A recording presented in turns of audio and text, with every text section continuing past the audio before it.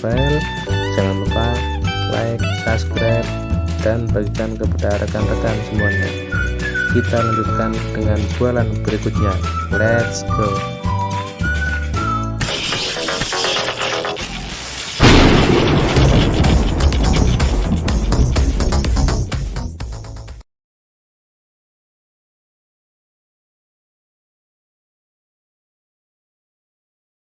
Jangan lupa like, subscribe, dan bagikan ke rekan-rekan Anda. Klik tanda loncengnya agar tidak ketinggalan informasi update selanjutnya. Terima kasih. Bab 600. Buah besar. Selalu stay di Aya Novel. Let's go. Itu sebabnya Germain sangat bersemangat ketika Josiah pertama kali sadar kembali dan membiarkan Kai merawatnya. Dia khawatir dia tidak bisa melihat Josiah lagi jadi sesuatu yang tidak diinginkan. Tertekan oleh tangisan menyayat hati, Theodore dengan cepat mendekati Kai dan meminta, "Tuan Chance, tolong periksa Tuan Josiah sekarang." "Tentu." Kai mengangguk sebagai jawaban. Theodore berjalan menuju Germain, berjongkok, dan menghibur, "Tuan Caden, Pak Chance bisa menyembuhkan Pak Josiah. Tolong jangan kehilangan harapan." Germain mengangkat kepalanya, memperlihatkan sepasang mata yang berkaca-kaca. Ketika dia bertemu dengan Tatri Kai, bukan sepatah kata pun tetapi perlahan-lahan menurunkan tubuh Josiah dan berdiri. Kai berjongkok dan dengan lembut meletakkan tangannya di dahi Josiah, menyuntikkan gelombang energi spiritual ke dalam tubuhnya. Wajah pucat yang terakhir perlahan berubah menjadi kemerahan, dan bahkan jari-jarinya yang bernanah mulai pulih. Kemudian, dia membuka matanya perlahan. Saat itu, dahi kenyat. Karena Josiah telah diracuni terlalu lama dan menderita gangguan mental selama lebih dari setahun, dia harus mengeluarkan sejumlah besar energi spiritual menyembuhkannya. Josiah. Germain melesat maju begitu melihat Josiah membuka matanya. "Ayah, di mana aku?" Dengan yang terakhir melihat sekelilingnya. "Kau di rumah, tentu saja. Anda telah koma selama setahun. Apa kau ingat apa yang baru saja terjadi?" tanya Germain. Karena Josiah telah sadar lebih awal dan bahkan ketindak normal, dia bingung tidak dapat mengingat apapun. "Seperti yang saya katakan, Josiah hanya sebelum ini. Itu sebenarnya bukan dia. Seseorang menggunakan parasit pengontrol pikiran untuk mengendalikan tubuhnya," jelas Kai kepada Germain. Kebingungan di wajah putranya, Germain akhirnya mempercayai kata-kata Kai. Setelah membantu Josiah berdiri, dia menunjuk Kai dan berkata, "Josiah, terima kasih Pak Chance sekarang. Dia menyelamatkan hidupmu." Josiah memandang Kai melihat bahwa Kai seumuran dengannya. Namun, dia masih dalam kebingungan, bergerak atau mengatakan sepatah kata pun. "Tuan Caden, itu bukan masalah besar, jadi tidak perlu berterima kasih padaku," jawab Kai datar. Cara Kai bersikap murah hati, wajah Germain memerah karena malu. Bahkan memerintahkan Theodore dan Boris untuk melawannya. Jauh di lubuk hatinya, dia senang bahwa Kai murah hati. Jika yang terakhir pergi dalam keadaan marah, Josiah bisa mati. "Tuan Chance, Anda memang baik hati dan murah hati meskipun usia Anda. Saya merasa malu atas kekasaran saya," kata Germain malu yang tak tertahankan. "Kau terlalu baik, Tuan Caden. Apa yang telah saya lakukan tidak seberapa dibandingkan dengan kontribusi Anda kepada orang-orang negara," jawab Kai dengan rendah hati. Boris berjalan dengan keheranan yang tidak disembunyikan di wajahnya. Menatap Kai dengan kagum, dia membungkuk dan berkata, "Tuan Chance, izinkan untuk memberikan salam saya yang sederhana. Dalam lingkup mage ceraf, status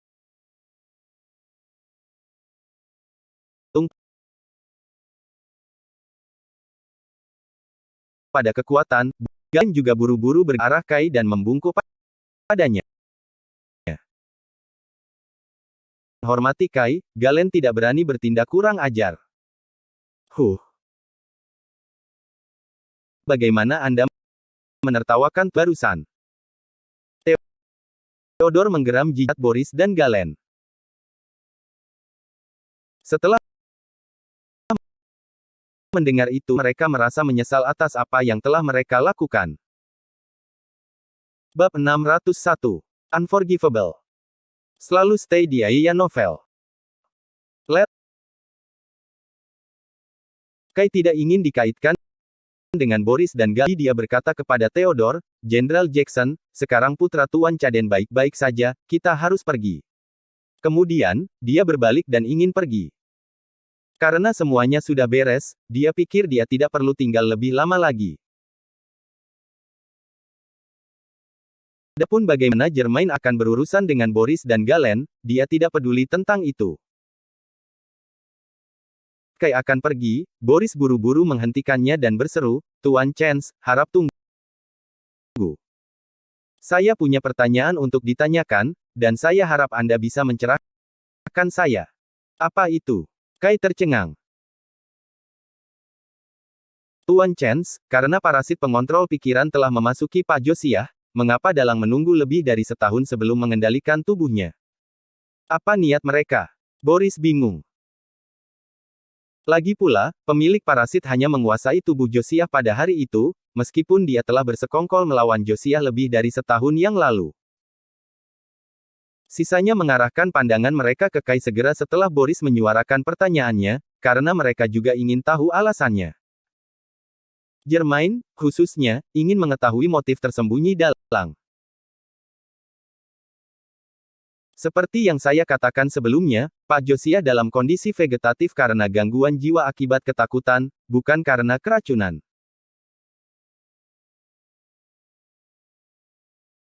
Meski pengontrol pikiran masuk ke tubuh Pak Josiah, parasit tersebut gagal mengendalikan pikiran dan tubuhnya sejak dia dalam keadaan koma. Kai terus menjelaskan dengan sabar, Tuan. Josiah berada dalam kondisi vegetatif selama lebih dari setahun. Sampai batas tertentu, dia beruntung. Kalau tidak, dalangnya bisa saja mengendalikan Pak Josiah untuk melakukan segala macam hal yang mengerikan.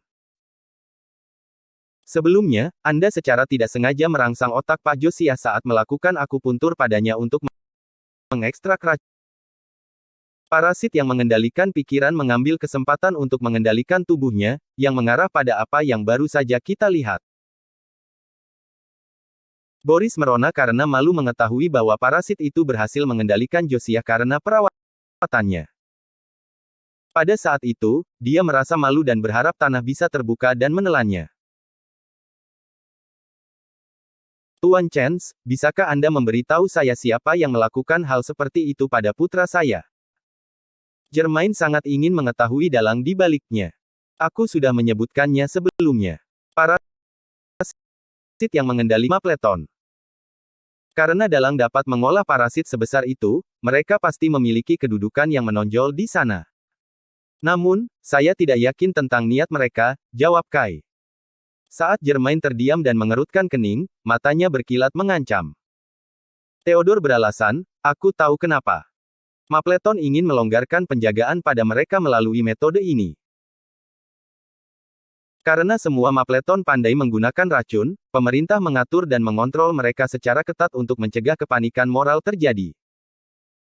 Karena penerapan peraturan yang begitu ketat, perkembangannya dibatasi. Oleh karena itu, mereka pasti telah merencanakan untakan parasit untuk mengendalikan Tuan Caden untuk melonggarkan pembatasan pada Mapleton.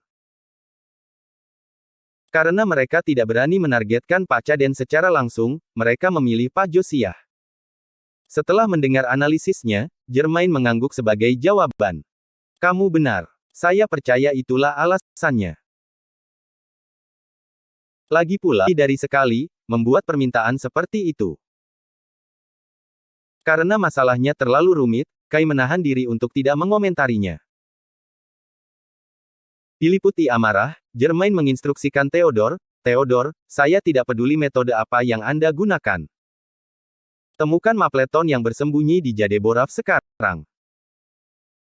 Aku tidak akan memaafkan mereka karena menggunakan trik tercela seperti itu pada putraku. Meskipun semua orang tahu bahwa Mapleton melakukannya, Germain tidak dapat melakukan apapun tanpa bukti apapun. Langkah pertamanya adalah menemukan dalang yang mencelakakan Josiah. Dipahami. Theo menjawab dengan keras. Namun, dia segera meringis sedikit dan menambahkan, Tuan Caden, saya khawatir di Departemen Kehakiman tidak dapat menangkap dalangnya bahkan jika kami berhasil menemukannya. Bab 602. Aku harus pergi juga. Selalu stay di Aya Novel. Let's go. Hanya ada seniman bela diri di Departemen Kehakiman Jadeboraf yang jelas bukan tandingan dalang di Mapleton. Pihak lain hanya perlu membuang beberapa parasit untuk membuat mereka mata. Saat Germain mendengar kata-kata Theodore, dia mengerutkan alisnya dengan erat. Akhirnya, tatapannya mendarat pada Kai dan Boris. Kes menyadari Germain sedang menatapnya, dia langsung berkata, Mer. Caden, Jenderal Jackson, aku masih punya sesuatu untuk diurus di rumah. Kita harus bergerak karena kita perlu penerbangan ke Zaprington. Penyihir itu khawatir Germain akan membuatnya tetap tinggal. Jika itu masalahnya, dia akan merasa sulit untuk menolaknya. Pada saat yang sama, dia tidak memiliki keberanian atau kepercayaan diri untuk berurusan dengan Mapleton, jadi dia ingin pergi. Karena Boris telah mengatakannya, tidak banyak yang bisa Germain katakan sebagai balasannya. Yang bisa dia lakukan hanyalah mengangguk. Dengan itu, Boris dengan cepat pergi bersama Galen. Melihat kedua pria itu berjalan pergi, Theodore mencibir. Pengecut. Mereka hanya pandai menipu orang lain. Aku tidak percaya dia mengaku sebagai penyihir terbaik di Zaprington. Sampah. Theodore, apa kau terus menyebut Boris penipu? Germain bertanya dengan rasa ingin tahu.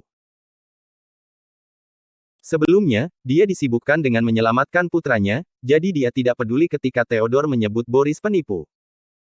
Melihat Theodore masih melakukannya, dia tidak bisa tidak menyuarakan rasa ingin tahunya. Theodore tidak menahan diri, memberi tahu Germain semua yang terjadi di pelelangan. Setelah mendengarkan ceritanya, yang terakhir memiliki ekspresi tidak percaya, terkejut bahwa Boris dan Galen datang jauh-jauh ke Jadeboraf untuk melakukan penipuan mereka. Kemudian, ekspresi Germain berubah muram ketika dia mengingat bagaimana dia begitu menghormati Boris dan bahkan mengundangnya ke rumahnya. Jenderal Jackson, Tuan Caden, karena masalah ini telah terpecahkan, saya juga harus bergerak.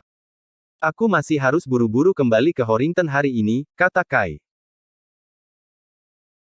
Dia harus memanfaatkan waktunya sebaik mungkin untuk berkultivasi karena semakin dekat dengan tanggal.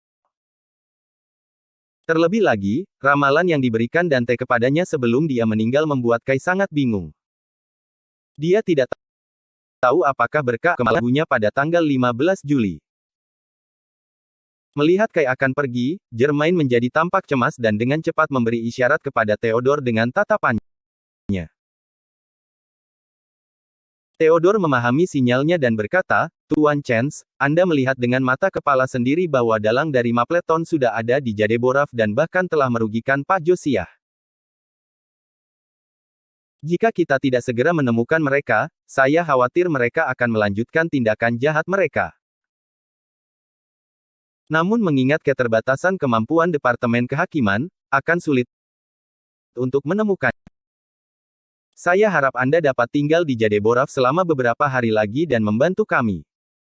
Kai mengerutkan kening sebagai jawaban. Dia ingin pergi karena dia khawatir Theodore akan meminta bantuannya. Namun, itu tidak berarti dia takut pada Mapleton, dia hanya tidak ingin membuang waktunya lagi di sana. Berkultivasi adalah prioritas utamanya saat ini. Terlebih lagi, Mapleton itu tidak akan kejam. Yang mereka inginkan hanyalah menggunakan parasit pengontrol pikiran untuk mendapatkan lebih banyak manfaat bagi diri mereka sendiri, jadi mereka belum berani membunuh orang lain. Karena itu, dia tidak ingin terlibat dalam masalah ini karena itu bukan situasi yang mengancam jiwa. masalah lain, dia tidak punya waktu untuk itu. Ketika Germain melihat bahwa Kai tampaknya tidak mau, dia bergabung dengan Theodore untuk membujuk yang terakhir. Tuan Chance, kami sangat berharap Anda dapat membantu kami. Jika tidak, Mapleton itu akan menyebabkan masalah di Jadeboraf. Kan jika mereka tidak berani melakukan apapun padaku lain kali, mereka mungkin menargetkan para pemimpin lain. Apakah tidak ada orang yang mampu menaklukkan Mapletons di seluruh Jadeboraf? Apakah Anda memberitahu saya bahwa Anda semua hanya akan duduk di tangan Anda jika beberapa penyihir mendatangkan malapetaka di Jadeboraf sekarang? Kai tidak bisa memahami. Tentunya, harus ada seseorang di seluruh Jadeboraf yang bisa menghentikan Mapleton ini. Selain itu, ada juga Departemen Kehakiman, yang bertanggung jawab atas keamanan kota. Orang-orang di sana semuanya adalah seniman bela diri. Jika mereka selemah itu, bukankah Departemen Kehakiman akan dianggap tidak berguna ketika beberapa penyihir yang sangat terampil? Bab 603. Dangkal. Selalu stay di Aiya Novel. Let's go. Baik Germain dan Theodore terkejut dengan pertanyaannya. Ekspresi bermasalah muncul di wajah mereka. Pada akhirnya, yang terakhir berkata, Tuan Chance, tentu saja, ada orang yang bisa menaklukkan Mapleton itu. Bahkan jika penyihir yang sangat terampil berani menyebabkan masalah di Jadeboraf, seseorang akan campur tangan. Namun, itu tidak berada di bawah yurisdiksi Departemen Kehakiman. Jadi, maksudmu ada Departemen Penegakan Hukum di atas Departemen Kehakiman? Tanya Kai heran. Mereka bukan Departemen Penegakan Hukum. Orang-orang ini tidak terikat oleh hukum. Yang bisa mengendalikan atau memerintah mereka. Bahkan seorang dari Senari Porta tidak punya hak untuk memerintah mereka, kata Germain sambil menggelengkan kepalanya. Mereka? Siapa mereka? Apakah mereka pembudidaya energi? Kai menjadi sedikit bersemangat. Germain sejenak tercengang ketika Kai menyebutkan, petani energi. Theodore menjelaskan, Tuan Caden, Tuan Chen sendiri adalah seorang kultivator energi. Tapi, saat ini, dia tidak kuat. Germain tampak lebih terkejut, dan butuh beberapa saat sebelum dia kembali tenang. Tidak heran Tuan Yons tidak cocok untukmu. Ternyata Anda adalah seorang kultivator energi, komentarnya. Tuan Caden, apakah orang-orang itu juga pembudidaya energi? Tanya Kai sekali lagi. Germain menggelengkan kepalanya dan menjawab, saya tidak tahu. Bahkan jika aku tahu, aku tidak bisa memberitahumu karena itu rahasia. Ketika Kai mendengar itu, dia tampak kecewa.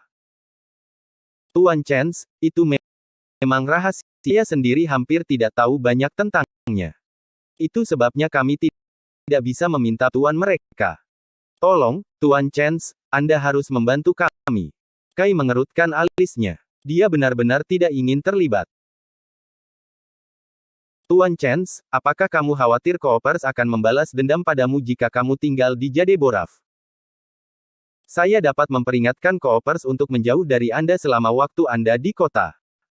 Saya meyakinkan Anda bahwa Anda tidak akan dirugikan. Theodore mengira Kai takut pada Cooper, itulah sebabnya dia membuat pernyataan itu. Bingung, Germain bertanya, Tuan Chance, apakah Anda memiliki dendam dengan Coopers? Petik 2. Theodore mengangguk dan berbagi cerita dengannya. Setelah mengetahui seluk-beluk hal itu, Germain buru-buru menambahkan, jangan khawatir, Pak Chance. Aku juga bisa membantu. Berdua salah paham. Saya tidak khawatir tentang Coopers. Hanya saja saya memiliki beberapa hal lain untuk dilihat. Kai sama sekali tidak takut pada Cooper. Dia hanya tidak bisa membuang waktu karena dia ingin berkultivasi. Tuan Chance, Anda tidak boleh meremehkan Coopers. Satu-satunya alasan saya bisa menindas Coopers dan membela Anda adalah bahwa Sander, kepala Coopers, masih berlatih dalam kesendirian.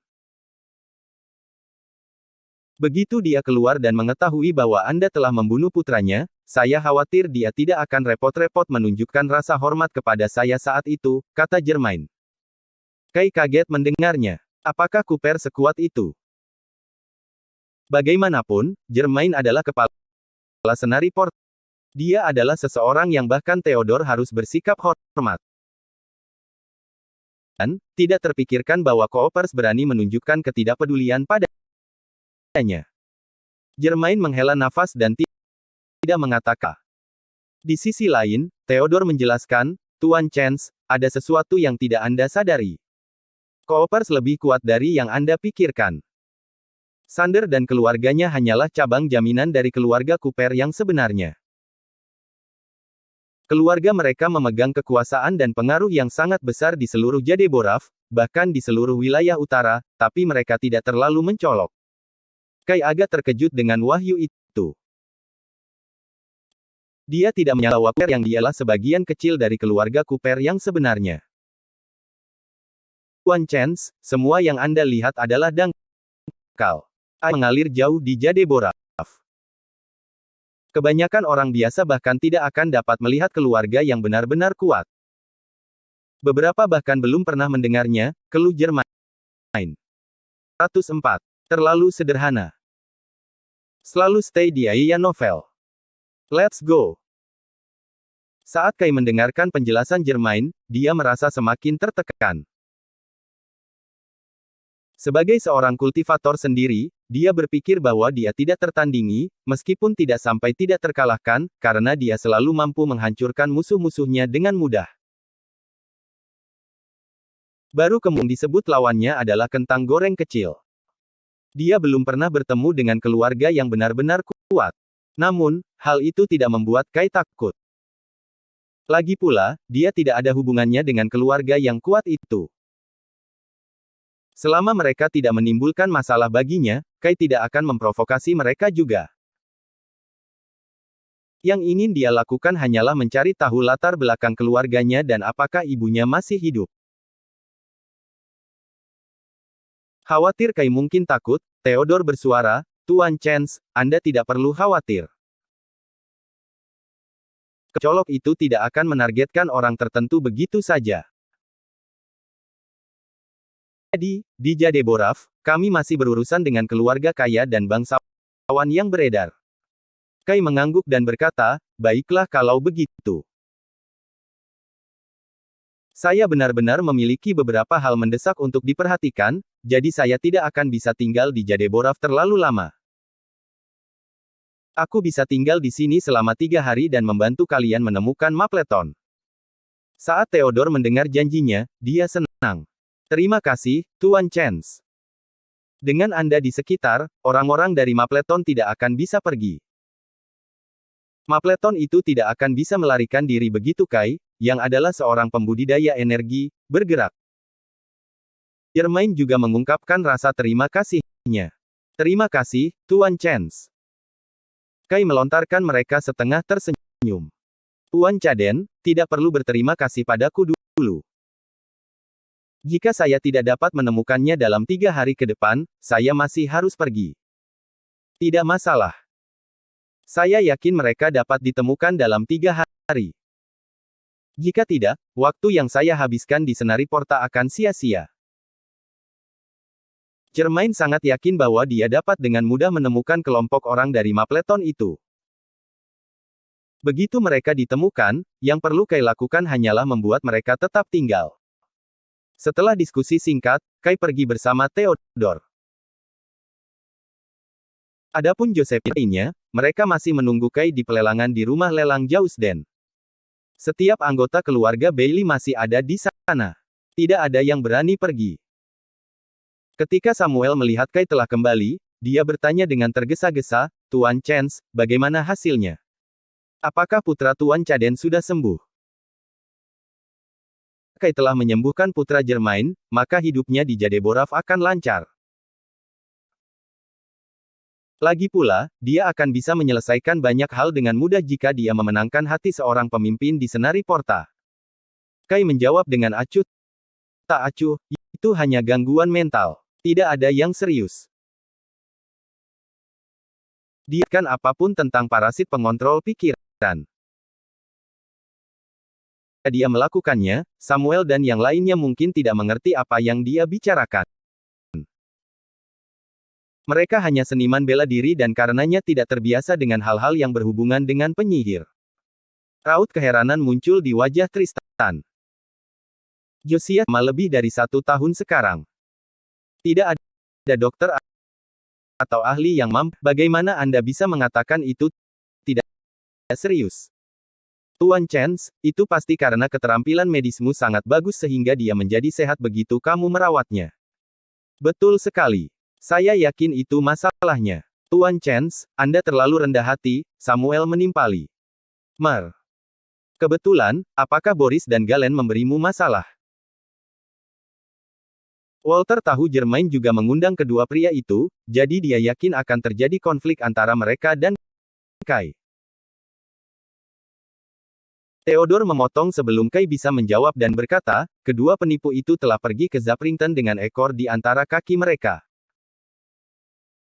Gambaran yang mereka miliki ketika mereka berlari tidak terlihat seperti seorang master. Semua orang tahu bahwa Boris pasti tidak kompeten dan pergi karena Kai telah mengalahkannya. Pada saat itu, Samuel semakin bertekad untuk membuat Bailey setia kepada Kai sejak saat itu. Walter bertanya, Tuan Chance, kapan kita akan kembali ke Horrington?